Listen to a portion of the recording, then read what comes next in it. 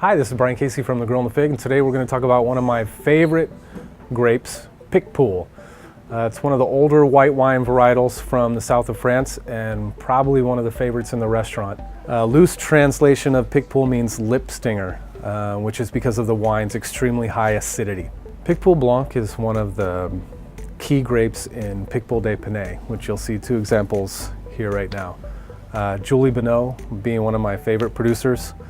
A lot of times picpoul is used as a blending grape because of its high acidity, but Julie does 100% picpoul and actually takes one of her picpouls, puts it in a barrel, sticks it in a shark tank, and submerges it about 30 feet down in an oyster farm.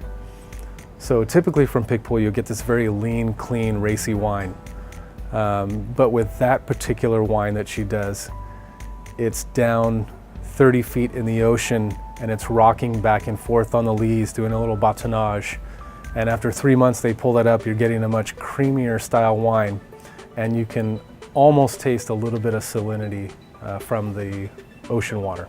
So picpoul is a refreshing wine. I think in the summer, drinking it very cold, it's almost bone dry, a lot of mineral and grapefruit, almost like a Sancerre, almost like you squeezed a grapefruit into a glass. It's got that bracing acidity.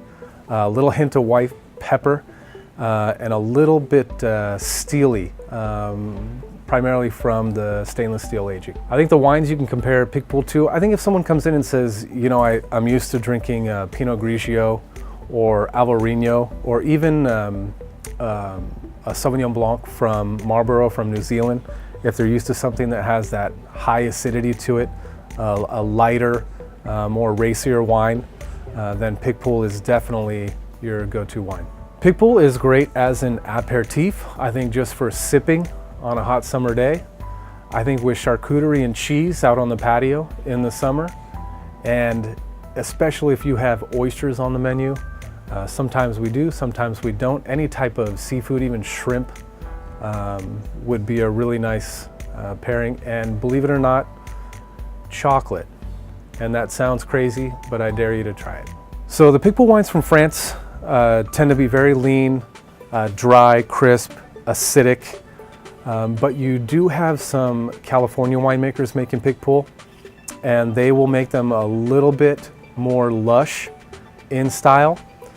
People like Randall Graham at Bonnie Doon, Brock Sellers also does very nice picpoul here in California, and they'll be a little bit more complex, a little bit weightier, and a little bit higher in alcohol. Some of my favorite producers for picpoul, right here I've got two French examples. One we spoke about earlier was Julie Bonneau, which is not listed here.